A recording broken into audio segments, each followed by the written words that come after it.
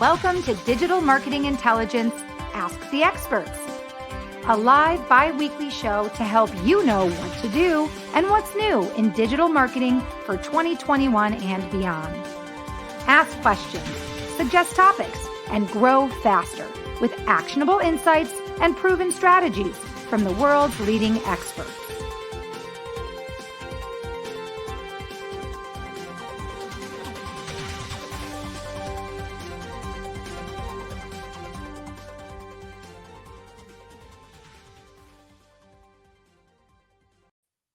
Welcome, everybody, to Digital Marketing Intelligence for Startups Ask the Experts. I'm your host, Marissa Morgan, and I'm also the Business Development Manager at Engage. On behalf of myself and the entire team at Engage, I'm excited to welcome you to today's show.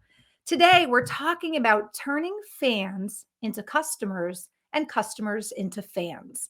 The topic of fanocracy.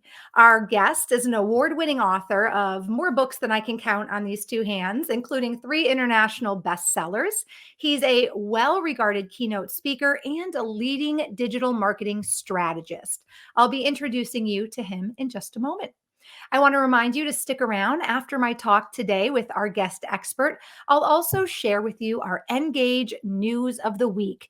Every single show, we offer you a piece of news or a trend in digital marketing, and you definitely want to stick around because today's news is a must. If you're on Instagram, it's something you need to be aware of. And if you're a small to mid-sized business looking to incorporate influencers into your digital marketing strategy, you don't want to miss it.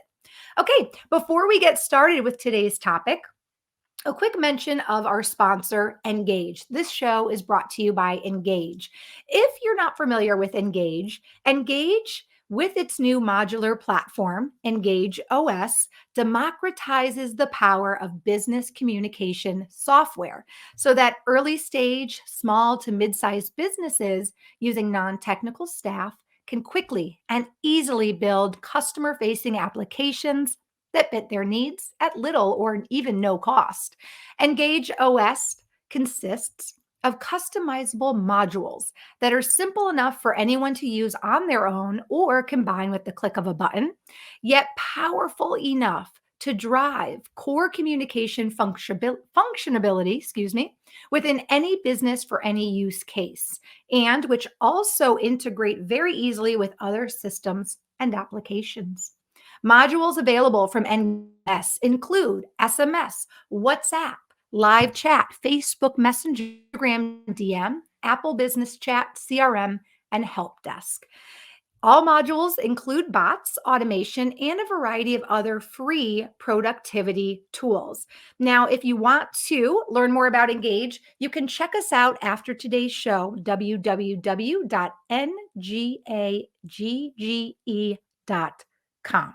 Check it out, get your business cranking for 2022, and make sure to not only optimize the communication that you do between yourself, your agents, and also your customers, but most importantly, optimize the customer experience. Our topic today, fanocracy, plays right into that idea of optimizing customer experience, customer service, turning fans into customers and customers into fans. Without further ado, I want to introduce you to today's special guest. He is joining us live from my side of the world. I'm originally from Connecticut. He's joining us live from Boston, Massachusetts. His name is David Meerman Scott. If you don't know who David is, sit back and let me tell you some incredible reasons why you need to be familiar, not only with his books, but much of his kind of digital marketing thoughts and processes, because he's very, very, very, he's one of the leading digital marketing strategists. So check this out. David Meerman spotted the real-time marketing revolution in its infancy and wrote 5 books about it, including The New Rules of Marketing and PR, which is now in its 7th edition and has sold more than 400,000 copies in 29 languages, from Albanian to Vietnamese, literally A to V. He is an internationally acclaimed sales and marketing strategist that has spoken on all 7 continents and in 40 and counting countries, and his high energy presentations are a treat for the senses. David now says that he believes the pendulum has really swung too far in the direction of superficial online communications. People are becoming tech weary and bot wary, and they're very hungry for human connection. Organizations have learned to win by developing what David calls a fanocracy, which is the subject of his Wall Street Journal bestseller, tapping into the mindset that relationships with customers are more important than the products that you're selling to them. He is also a massive live music fan, having been to 804 live shows since he was 15. David, you and I have that in common. Not the Good. 804 shows, but the love of live music. And he's very passionate about the Apollo lunar program, and he loves to surf, but says, hey, he's not as good at that as he is at digital marketing strategy. So, David, welcome to today's show. Thank you so much for joining us and sharing your insights. Hey, thanks, Marissa. It's terrific to be here. Wonderful. Well, we're really excited you're here because you're talking about something that I think is especially key, especially as businesses and small to mid-sized companies have been making big shifts over the last several years, right? As we all become more technology savvy, a lot of us are spending more time now, especially more than ever, remotely. And business strategy has really changed to include a lot of digital marketing aspects, right? Let me share with our audience our outline for today's show. For those of you listening on the podcast, I'll read this through for you. Today, we're talking about turning fans into customers and customers into fans. We're going to find out what fanocracy is, okay, which is the topic of a book that David actually wrote with his daughter. They co-authored it. We're going to talk about how we create fanocracy. We'll talk about how creating the human connection is so important, which you just heard me mention. Why passionate fans are key to helping you grow and scale your business. And then to help you understand more about this concept of fanocracy, David is going to give us a few examples of fanocracy in action. So, David, to start off, share with our audience what exactly fanocracy is. So, in your kind introduction, you mentioned I've written a bunch of books. I'm probably best known for this one, which is The New Rules of Marketing and PR. This is the 7th edition of this book. It's translated into 29 languages. And the idea of the new rules of marketing and PR is about bringing your business online. And back in 2007, when I wrote the first edition, that was pretty radical. Now it's not as radical anymore. However, what I've noticed over the last 5 years or so is that so many businesses are beginning to abuse this online channel. And you know what I mean. They connect with you on LinkedIn and immediately try to sell you something. They're sending yet another tweet. You go and find a video and it's not a helpful video. It's trying to sell you some product or services. Worse has been the algorithms by the major social networking companies, LinkedIn, Twitter, especially Facebook. I believe the Facebook algorithm is the most destructive technology ever invented. Let me repeat that. The Facebook algorithm is the most destructive technology ever invented because it polarizes people. It puts us into distinct groups. It feeds conspiracy theories. It gets people to go and into groups of only like-minded people. So that's the bad news. Mm-hmm. The good news is that I was talking to my daughter, Reiko. She's now 28 years old, but this was about 5 years ago. She was 23 or so. And we were talking about this idea of the digital chaos in the world. And we both started to talk about how we are massive fans of the things that we love, massive fans of the things that we love. And in my case, I'm a huge fan of the Grateful Dead. I'm a huge fan, as you mentioned in the introduction, of live music. Reiko is a massive fan of Harry Potter. And so we recognize this idea of fandom is super interesting as something to look at in the business world. So we collaborated on this book. It's called Fanocracy, Turning Fans into Customers and Customers into Fans. And we worked together over the course of about 5 years to research and write the book. And it's all about this idea of human relationships. The relationships you have with your customers, many times more important than the products and services that you sell to them. And one thing we learned as we were doing the research for Fanocracy is the importance of bringing like-minded people together, because that's ultimately what fandom is. Mm-hmm. Well, I can tell you're a Grateful Dead fan, not only from the fact that I have done a lot of reading about you, but I see it featured there in your home studio, the surfboard as well. I think that's really awesome because that's a perfect prime example, the way you have your, home studio set up, at how creating a connection is just a personal connection is a great way to make people feel comfortable, right? You're not in a very stuffy office right now with just simply the books you've written, but there's a few pieces of David. I see, I think, is that a spacecraft there? Is that the Yeah, Apollo? it's a Saturn V rocket, an Apollo rocket. There you go. It's like you've got pieces of yourself right there so that someone watching right now live is like, oh, that's crazy. He must like the Grateful Dead if they didn't hear you say that, because it's right there. Let's talk a little bit about how we create this idea of a fanocracy.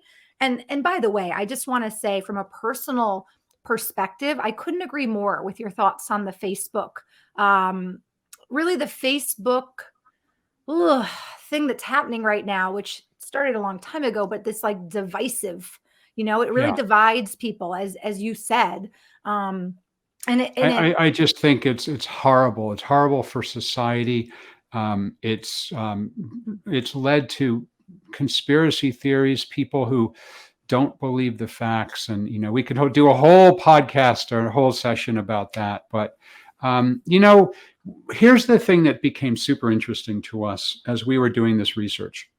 The idea of the things that we love, like, yeah, there's a Grateful Dead logo over my shoulder. I've been to 82 concerts. I wrote a Grateful Dead concerts. I wrote a book called Marketing Lessons from the Grateful Dead, together with Brian Halligan, who's the CEO of HubSpot, and Bill Walton, the NBA Basketball Hall of Famer. That book came out about 10 years ago. I love surfing. I love the Apollo Lunar Program. I actually wrote a book called Marketing the Moon about the Apollo Lunar Program. So here's the thing that Reiko and I learned as we were doing our research about Fanocracy that was the most surprising thing to us. What we learned is that people love to be integrated and connected to and doing business with people who are passionate. People who are passionate. It's a way of developing fans.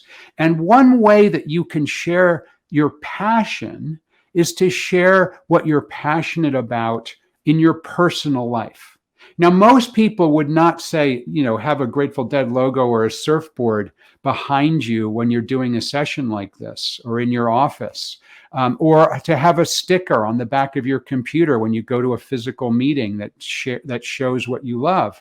But it turns out that these little ideas of sharing what you're passionate about are actually ways to build fans. And I want to share two examples of this. The first example is my daughter. My daughter is an emergency room physician at Boston Medical Center. And she is in the thick of it. I mean, COVID is out of control. As we're doing this session right now, those of you who are alive know that, COVID is crazy right now. And if you're watching this recording, we're doing this in the middle of January, and the variants are crazy. Reiko is every single day meeting patients, and she has on full PPE, a mask, a shield. She's got gloves. She's got head to toe with protective gear. So when she walks in to see a patient, she looks like an alien. And she said, "Daddy, the coolest thing that I do is I share some of the things that I love." Like, for example, she sometimes wears a mask with a Boston Bruins logo, the hockey team. Sometimes she wears pins of the things that she loves. She loves Harry Potter. Sometimes she'll wear a rainbow pin or a Black Lives Matter pin. And when she walks in, and they actually, sometimes she and her colleagues wear sweatshirts that say Team BMC for Boston Medical Center, but with logos of the local sports teams, the Boston Oh, Bruins and the fun. Celtics and so on.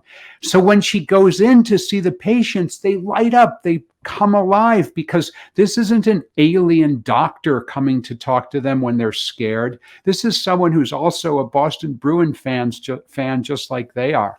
And this is a huge for growing fans. It's huge in the case of Reiko and being a doctor, of getting the patients to feel less worried about their condition. And I want to share one more example of this. His name is Dr. John Marashi. He happens to be a dentist. He's a dentist in Southern California. I met him at a Tony Robbins event. I speak at Tony Robbins Business Mastery events around the world. And he said to me, "How can I build fans? I'm just a dentist." And I said, "Dr. Marashi, what do you love to do?" And it turns out he loves to skateboard. So I said, "Why Ah. not show your love of skateboarding in your dental practice?" And now, if you think about it, Marissa, how many of us separate our personal life and our professional life? Over here, we've got our personal life, and it's on LinkedIn, and we are only professional. And then we let our hair down over here on Facebook, and this is where we have fun, and we share our the photographs of the things we love. We learned in doing the research on fanocracy, the more you can bring those things together, the more you build fans. So Dr. Marashi went off after we met. This was a couple years ago, and he brought skateboards into his physical office, into his dental practice. And he has skateboards on the wall, much like I have a surfboard behind me Nice. here. He skateboards sometimes from one examination room to another. He has on his website pictures of him skateboarding. He created an Instagram, and he has images, photos, and videos of him skateboarding.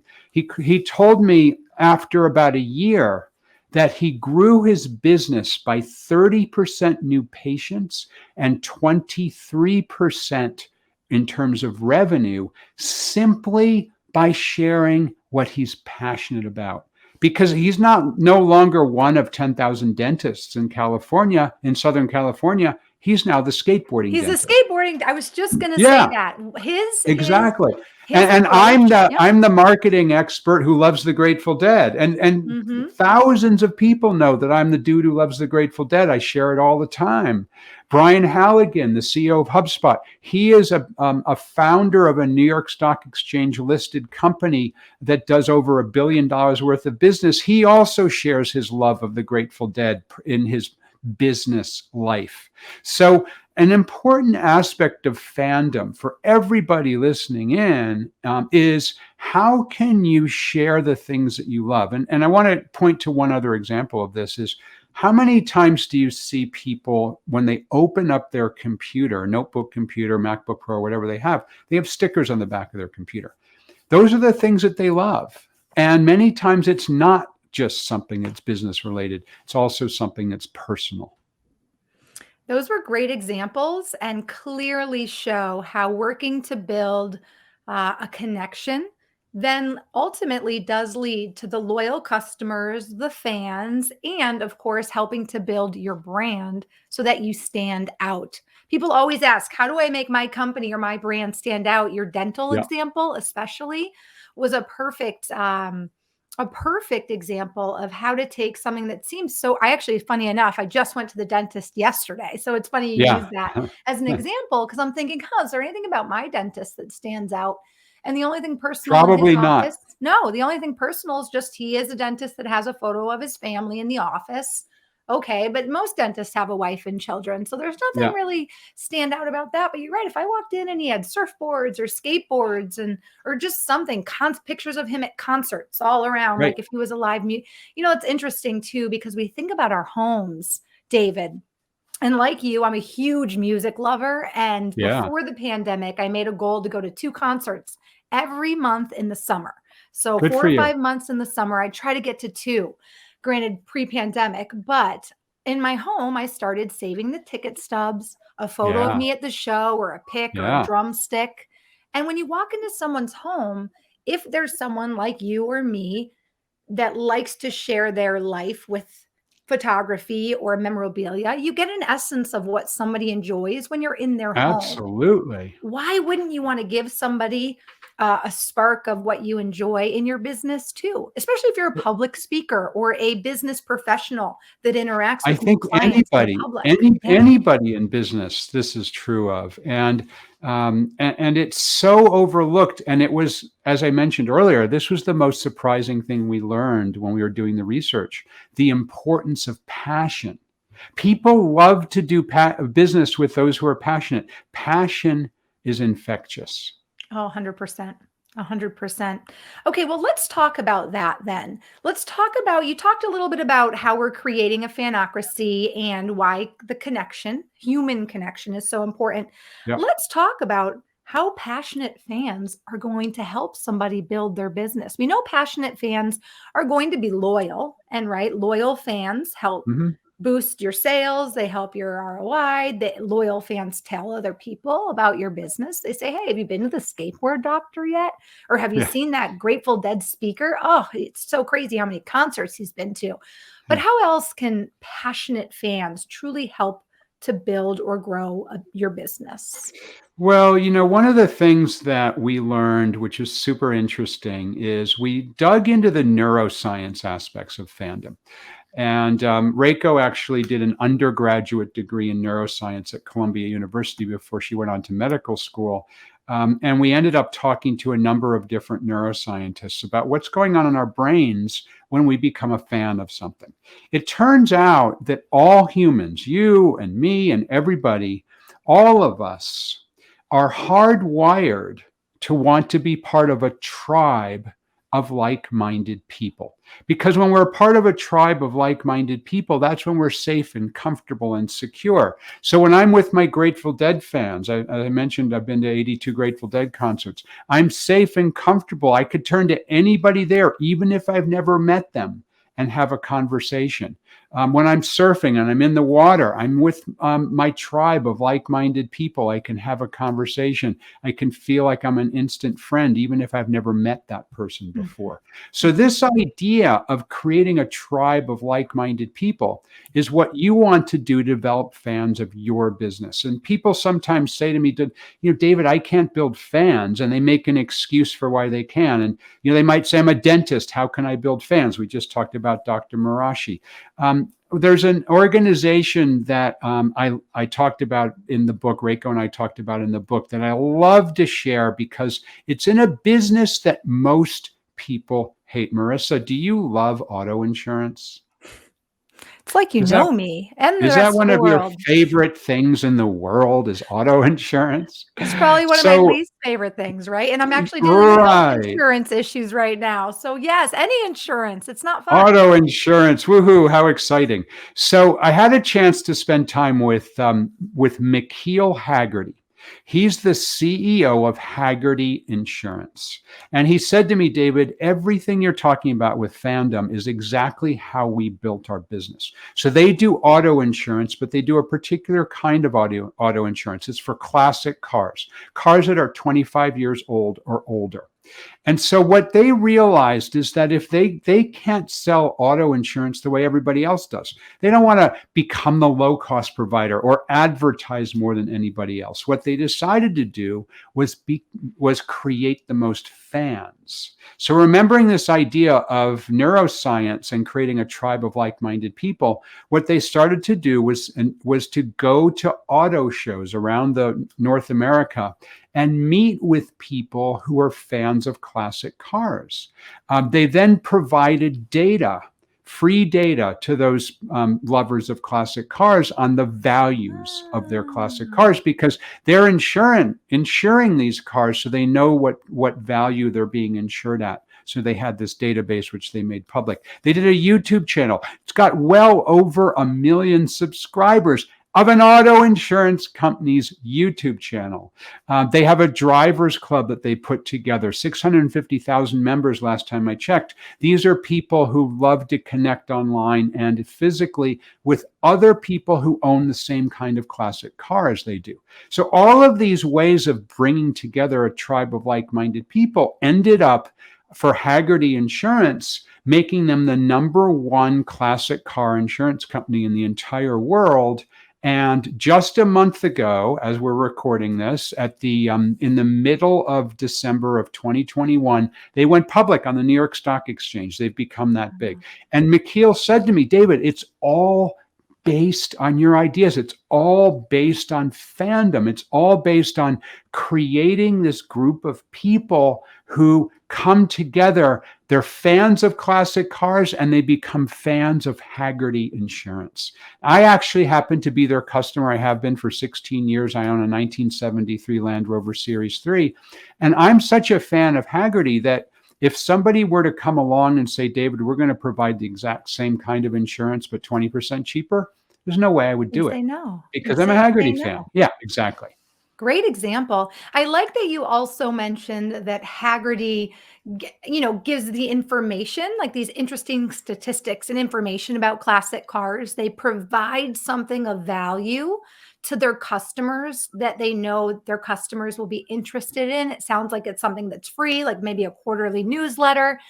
That's something that we've touched on a lot during our series, our Engaged Digital Marketing series over the last year. And that is an excellent way to help build loyalty and customers is to give them something free of value. You don't have to give away your product or service, but find a way to tap into, like you said, the like-minded or the interest that is common between you and then your prospect customer. So I like that Haggerty That, actually does that. That's fascinating. That's great. that's We do the same that's thing here. exactly right. And Yeah. this is a fundamental aspect of fandom is giving a gift. Now, here's the key. Mhm. Giving a gift with no expectation of anything in return. So digital marketers have been using this idea of giving something away for forever, but Mhm. most of them do it wrong because most of them are not giving a gift with no expectation of anything in return. Most digital marketers will provide something only in exchange for something else. Typically, what that means is, oh, here's my white paper or my ebook, but I'm not going to give it to you, no way, until you give me your email address first. Mm, mhm. That's not giving a gift. That's coercion. That's like going into a bar and saying to somebody you find attractive, oh, I find you attractive, but I'm not going to talk to you until you give me a business card so I know what your phone number is. That's Oh, not effective. Well, maybe it's not yeah. effective. It's not effective for me. Right. Yeah. And I go back to the Grateful Dead. So huge fan. My first concert when I was 17, Grateful Dead concert when I was 17 years old. And the Grateful Dead were the first band to allow fans to record their concerts. Every other band said, no, you cannot bring recording gear into the show. The Grateful Dead said, sure, why not? We'll even give you a special section right behind the mixing board where you can bring your professional level recording gear to record the shows. The only rules were that you can't sell those recordings. You could trade them, you could give them away, you could collect them. And that's how people like me learned about the Grateful Dead. Initially, it was cassette tapes, later on MP3 files. And I would listen to them in my friends' dorm rooms at college. I would listen to them in my friends' cars. And I was like, this band is great. Who are they? Those are the Grateful Dead. And then I wanted to go see concerts myself. So first one, as I mentioned, when I was 17 years old. And 40 years later, I'm still going to Grateful Dead concerts. And last year, I actually went to 6. I traveled to Mexico to go to some Grateful Dead concerts. I traveled out to Red Rocks in Colorado to go to 2 Grateful Dead concerts. I probably spent $10,000 last year on Grateful Dead, either tickets or travel expenses. And that's 40 years after I first saw them. So this idea of giving away their music in the form of allowing people to record the concerts and trade and give away the tapes caused them to be one of the most popular touring bands in history and has built a fan base that is still supporting the band 55 years after they were formed. I was just going to say, obviously, that decision never hurt their business or their brand, even the slightest little bit. If anything, as you just shared, it helped them. Oh, it helped them a ton. And Absolutely. and that's interesting because One of the examples you give of fanocracy in action on the website, and I'll share that for those of you watching. I'll share that for you to visit in just a few minutes. But you talk about excellent customer service as a way to, help to build this fanocracy. And you wonder, how can somebody like a band, how can a band have excellent customer service? Well, obviously they can perform the best they can. They can have a great on stage presence and interact with the audience. But that example of allowing that recording is a great way, in essence, for that band to say, hey, I want your experience at the concert to be exceptional, and I want you to do it your way. And if that means recording it to share with your friend Joe, well, cool, you can do that. Whereas Yeah, right. like you said, other bands and performers have absolutely negated that idea from the very When beginning. I'll give you one more example, which you would Sure. appreciate because you're also a concert lover. This is getting into the weeds a little bit with concert geekdom, but another way with great customer support and concerts is be totally transparent in the way you sell tickets. Mm, The vast majority of bands and their management play silly games with the way they distribute their tickets. They have an on sale date, but only about 10% of the tickets go on sale during the on sale date. And then most of the tickets get flooded into the secondary market, so they get sold on StubHub and other places at inflated prices. mhm, So bands, like Grateful Dead included, have ways that the true fans have first access to tickets. You know that the price you're paying is the real price. It's not inflated in some way. mhm, And the fans are given the first crack at the availability when tickets go on sale. And this level of transparency is super interesting when it comes to fandom. The Rolling Stones actually have done a great job with their transparency on their ticketing. Their ticketing is actually called dynamic ticketing, and it's much like the way that airline tickets are sold, where prices are constantly changing. If you want to, for example, sit in a business class seat on the airplane and you want a particular seat and you go 6 months ahead of time to buy that ticket, you know you're going to spend a lot of money for that ticket. mhm, But mhm. many people do that because that's important to them. If you want to sit in the first 10 rows at a Rolling Stones concert, you know you're going to pay a lot of money for those tickets. But then there's other ways that you can buy a ticket in a different way that you're not going to have that level of being assured of what you're going to get. And the way they price dynamically, it gets closer to the show. Maybe it's a week out, they've got extra tickets. You can buy them at a lower price. It's a week out, the airplane still has some seats left. You can buy Mhm. tickets at a lower price. Everybody knows that's how it works. You could be sitting next to someone in the airplane that paid twice as much as you or half as you. Everyone knows that's how it works. You could be sitting next to someone at a Rolling Stones concert who paid twice as much or half as much as you for the exact same ticket. You're paying more for the luxury of security to know you have the ticket and it's where you want to be. Yep, and 100%. it's totally transparent. Mhm. They describe what they're doing. They know they're doing it. But most bands, unfortunately, do not have that kind of transparency into how they do ticketing, and people go in and they get gouged, and they know, my God, I'm paying $300 for a ticket. The face value is $100. What's going on? Who got the $100 ticket? No one I know did. Everyone Right. has to go to StubHub to buy it. Right. Great example. David, I know we're running out of time. I want to thank you so much for Oh, my sharing, pleasure. just really it's the tip of the iceberg regarding fanocracy, but really you did share a lot in a short time because it's a simple concept. But just from your examples that you shared, the ways that you can create the fanocracy are really endless. And it doesn't matter whether you're in a service industry or a consulting industry or a product or whether you're a musician or a band, it really doesn't matter what your industry, what your business, what your Yep. profession. There are ways to tap into this idea that the human connection, creating like minded groups of people, and really tapping into customer service and transparency and building this loyal fan base all can help your business by sending your business down that fanocracy Yep. pathway. Fantastic. Fantastic. Thank you. Thank you so Listen, much. At the end of every show, you're welcome. At the end of every show, we always share a little engage news of the week. And I'm going to share ours quickly. And I would love to just powwow with you on it because I think we Sure. can tie this into fanocracy. And then after that, for those of you listening live, we're going to share how you can connect with David, also more about his website and his book website as well. So don't go anywhere. Our Engage news of the week. All right, let me pop up our banner. Here it comes.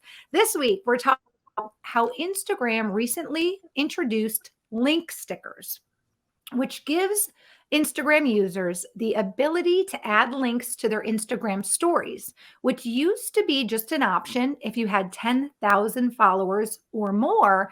Now it's an option that's available for everybody. Now, if you're not sure what I'm speaking of and you're listening, live here or on the podcast, I'm talking about a little link that can be put into your story that when clicked on will take you to an external link like a web page.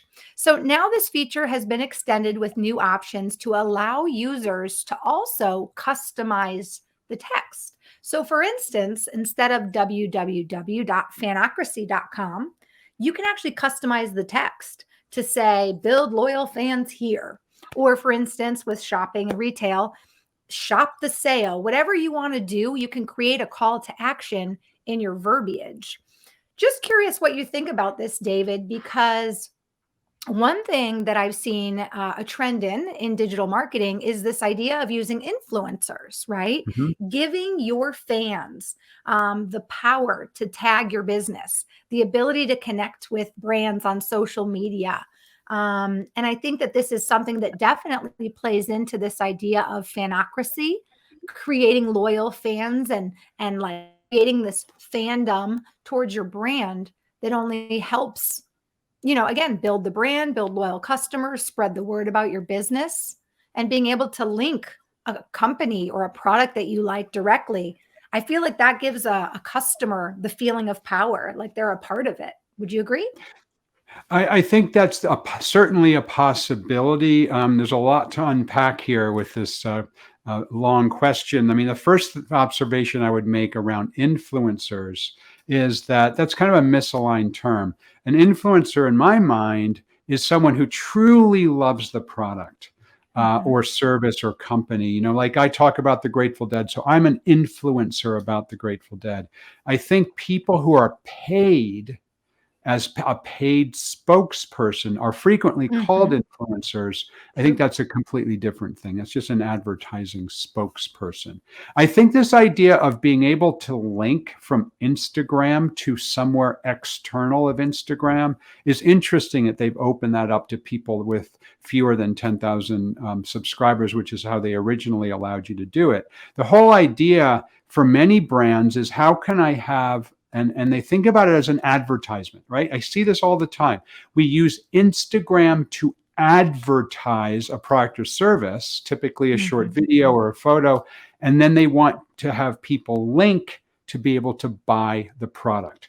Mhm. Sure, that's fine for certain consumer brands, perhaps, but I think for related to what we talked about earlier about giving gifts without any expectation of anything in return, for most businesses, a business like mine is certainly a business like Engage, a better way to use that rather than try to sell a product directly would be to provide something of value, some valuable Mhm. information. I could Mhm. imagine you creating, for example, a little Instagram post talking about how David Meerman Scott's on our show. Click here to access it. So you're providing valuable information. That's where I think this can be super popular.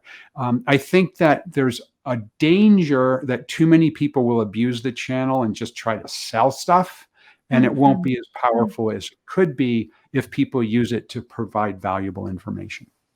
I couldn't agree more. And I actually see that trend of different spokespeople or influencers doing exactly what you said. Really, sometimes you go on Instagram now and it seems like everybody's selling something, Well, right? everybody's being paid to sell something. Every Mhm. single day, Marissa, every single day, I get reached out to from multiple people saying, "Hey, we want you to write about us on your blog or share something on social media. We will pay Mhm. you this amount of money." Like, no, I'm not for sale. I've never, ever even once done that.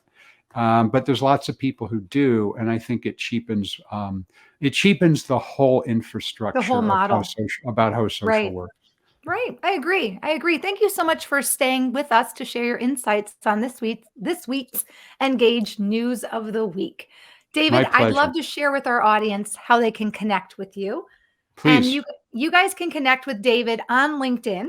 That's an excellent way to connect with him. And you spell his name for those of you listening on the podcast, David, David, middle name Meerman, Meerman, last name Scott, Scott. If you're watching the show replay or watching live, I've put the link up there for you. And just as an aside on that is, Mhm. I use my middle name professionally because I'm the only David Meerman Scott in the entire world. So for SEO purposes, David Scott is a terrible name. Right. David Meerman Scott is a good name. It is perfect. And you're very easy to find. If you connect with David, here's my aside, make sure to send him a note. Let him know that you heard or saw him on Engage Digital Marketing Intelligence. Ask the experts. Don't just hit that connect button. Let him know where you saw him and let him know maybe something that was interesting about his talk. That we always suggest that's a great way to help build a true connection. And then, if you guys are interested on more about Fanocracy, the book that he co-authored with his daughter, we're going to go to www.fanocracy, FANOCRACY.com. It's a great video, or it's a great website. There's tons of great videos. It's very interactive.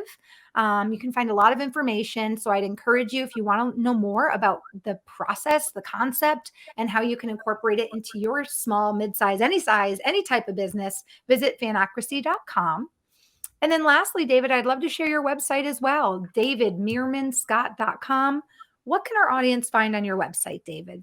Oh, tons of stuff there. I've been blogging since 2004. What is that? 18 years? How crazy is that? I won't tell anybody. At least once a week. So I don't know how many thousands of blog posts that means. Lots of stuff about my various books and all sorts of other stuff. Tons and tons of free content, no registration required. Fantastic. You practice what you preach.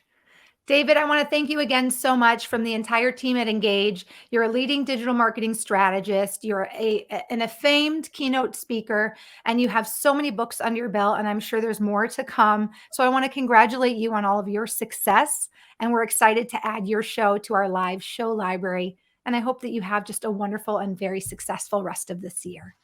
Thanks so much, Marissa. It's great to be on. Absolutely. Pleasure to meet you. Love it. Love this concept of fanocracy. David spoke in so many great examples that can help you understand how fanocracy can help your business grow your fans, turns your fans into customers, your customers into fans, and all help build this human connection, which we always talk about with Engage. It's all about optimizing the customer experience and building a connection with your customer to ultimately create this loyal customer base. Because again, happy customers buy more, they return less, and they tell people about their experience. You guys, I want to thank you so much for joining me today. And of course, I want to remind you that our next show is the very beginning of a brand new series where our focus will be Shopify and e-commerce. So join me this Thursday, January 20th at 12 p.m. Eastern. It will be our first show of digital marketing intelligence for Shopify. Ask the experts. Our guest is Arjun Sharma. He's a digital marketing consultant to Shopify, and he will be here to talk about digital marketing roadmaps to grow your Shopify store faster in 2022 and beyond. Now, if you are someone who is very well versed in the Shopify e-commerce niche, I would love to share with you my information. We're going to be recruiting some wonderful guests for the next 6 months to talk about Shopify. If you know somebody who has experience in this niche, please shoot me an email, marissa.m@engage.com. And I also want to invite you to connect with me as well on LinkedIn. Thank you guys so much. Last reminder, if you haven't yet already, please connect with Engage on LinkedIn as well. You can find up-to-date information on our newest show series, and you can also find show replays on LinkedIn as well.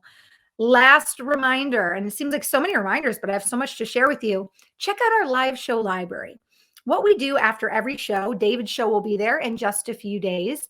We feature each show on our live show library, and you can find that at www.ngagge.com/live-show-library. You can watch all of our recent shows. There'll be outlines for every show. And also, just recently, you can check out great quotes of what people have had to say about Engage Digital Marketing Intelligence, the series. So please also check that out. It's been a pleasure to be your host today. I'm so happy to have this opportunity to work with you, to share these wonderful guests and all of their insights. I will be back on Thursday for the first ever Digital Marketing Intelligence for Shopify Ask the Experts. Until then, I hope you all have a wonderful rest of your week.